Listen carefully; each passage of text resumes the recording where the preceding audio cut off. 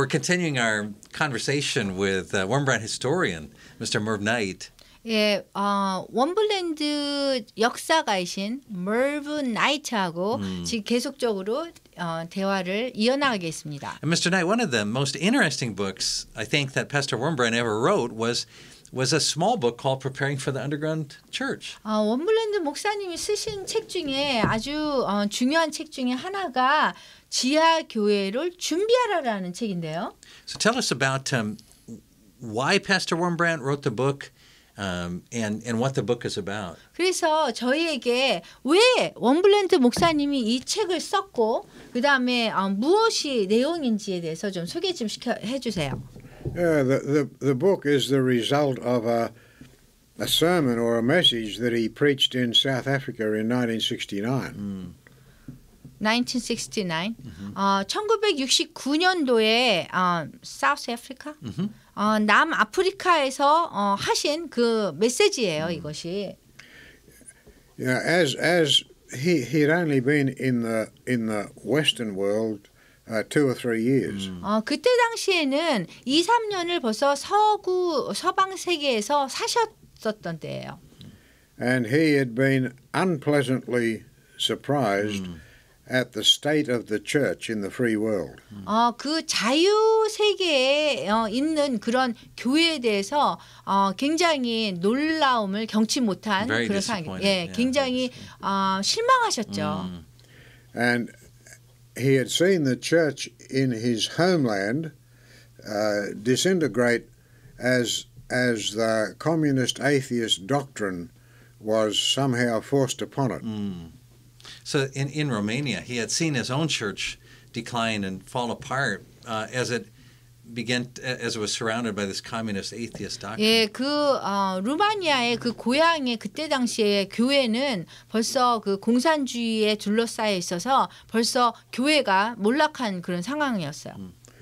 And he quickly got the impression that the Western Church was also deteriorating from liberal theology, from modernism, and many worldly things intruding into the life of the church. 그런데 빨리 이렇게 깨달은 거는 뭐였냐면 웜블랜드 목사님이 이 서방 교회가 지금 이렇게 올라오는 그런 자유주의, 뭐 현대주의, 뭐 이런 것 때문에 이 지금 이렇게 쇠퇴하고 있다라는 거 그것을 깨달으셨어요.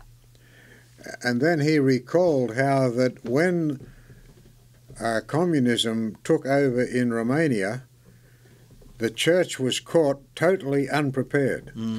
그래서 또 기억을 해내신 게 뭐냐면 공산주의가 왔을 적에 루마니아의 교회는 준비되지 않았었다는 거예요. The church in Romania and behind the Iron Curtain had never considered how they would manage if such a situation developed.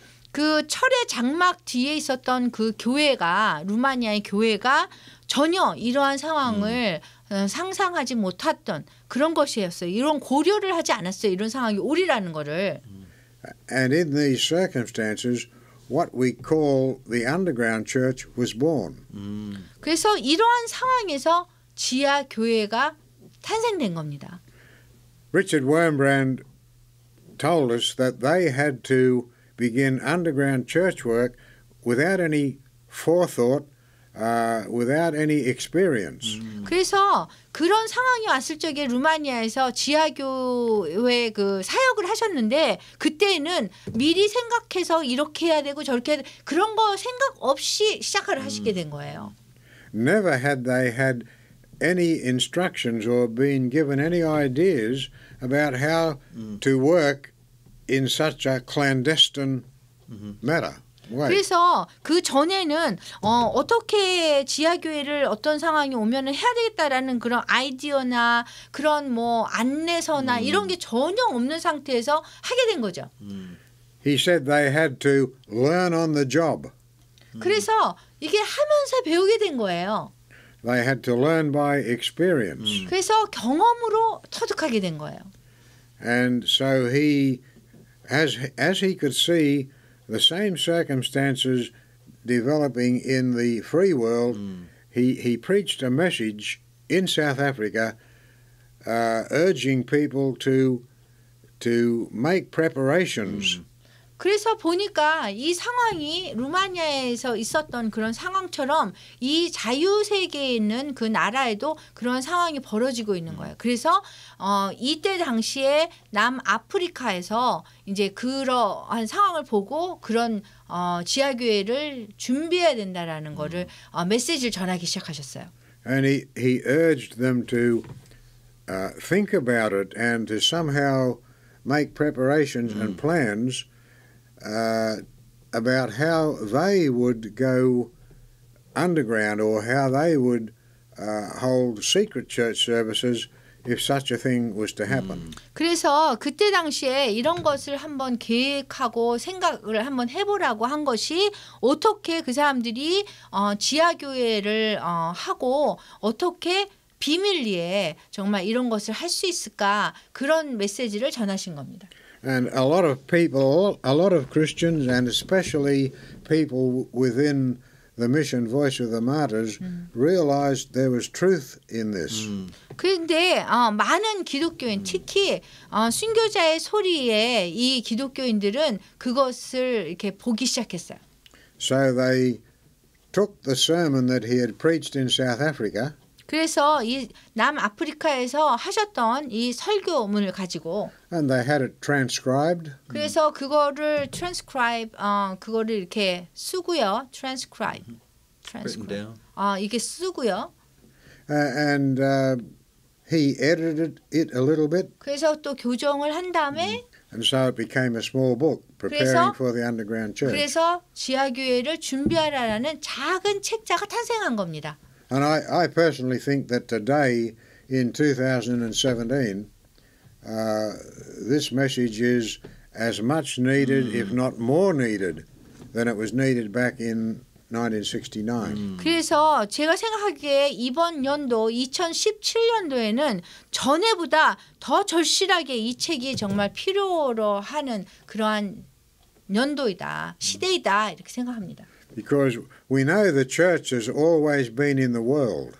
그 교회는 항상 존재했어요. 이 세상에. But today the world is in the church. 그런데 지금 보니까 세상이 교회 안에 존재해 있는 거예요. And there are many anti-God forces at work working within the church. 그런데 그 forces Anti-God forces 그러니까 against God that are in the 하나님을 church. 대적하는 그런 힘들이 교회 안에 존재하고 있는 거예요. And I think the day is coming when in what we call the free world many churches may be forced to go underground if they are going to keep faithful to the truths of the Bible.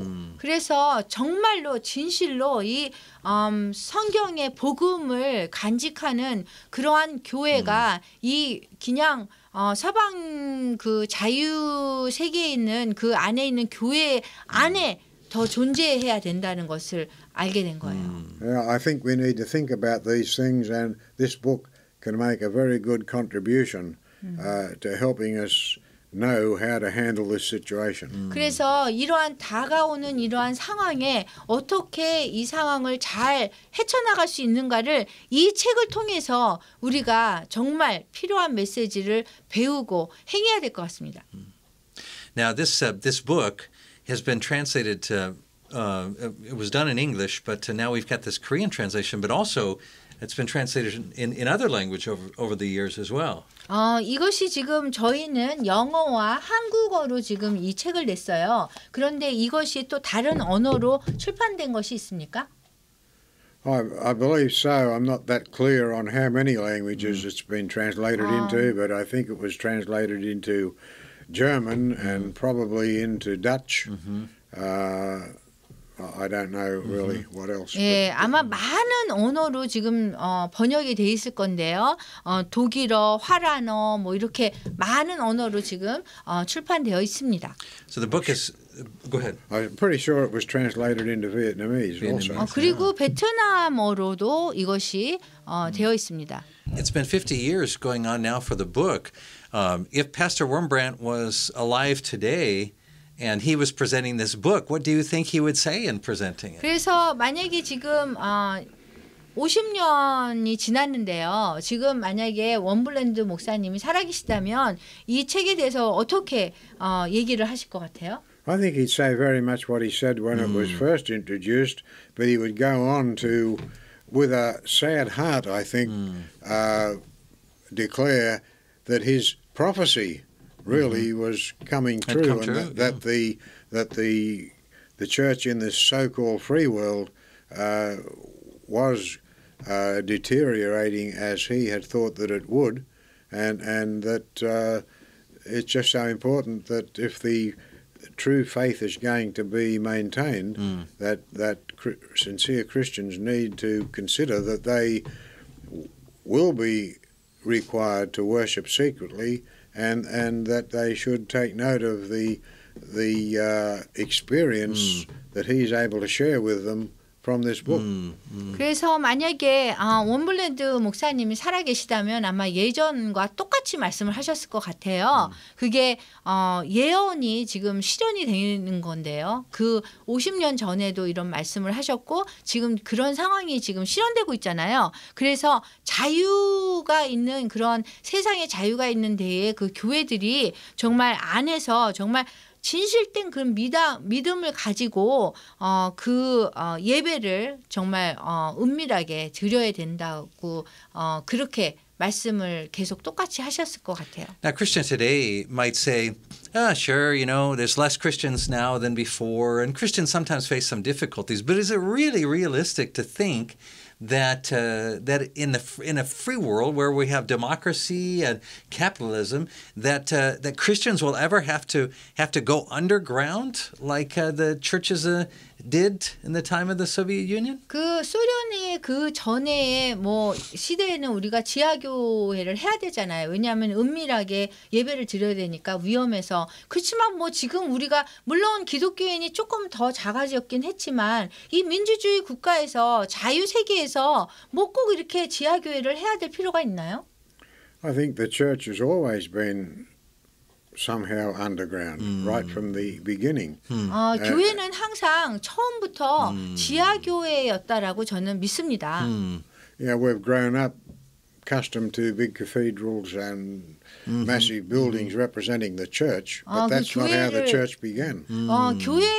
교회가 성장하면서 물론 이렇게 건축물도 교회 건물도 웅장하게 짓고 이렇게 했지만 사실 처음부터 우리는 지하 교회였습니다. We read, is it in the book of Acts, where about the Christians gathering together in somebody's house. 그래서 그 사도행전에 보면은 항상 기독교인들이 누군가의 집에서 모였어요. So there was a house church right back in the beginning days of the church. 그래서 교회의 초기에는 항상 그 가정교회로 이것이 진행되고 있었다는 것입니다. Jesus said, "They hated me; they will hate you." 예수님이 말씀하시기를 나를 I'm sorry. Jesus said that the world hated him, so the world will hate us too. 세상이 나를 미워하니까 사람들이 당신들을 미워할 거다라고 얘기까지 하셨어요. And we read in the Bible that if you will live a godly life, you will be persecuted. 그리고 성경에 보면은 경건한 삶을 사는 사람은 핍박을 받을 거라고 했거든요. So why should not we expect as Christians to face persecution when we're told right from the beginning of the church that that's what will happen? 그래서 우리 기독교인으로서 우리 교회가 처음 시작할 때부터 있었던 그런 상황이 왜 벌어지지 않을 거라고 우리가 예견을 해야 됩니까? I don't believe the world is getting any better. 제가 생각할 때는 세상은 더 좋아지지 않습니다. And we see trouble and strife all around us.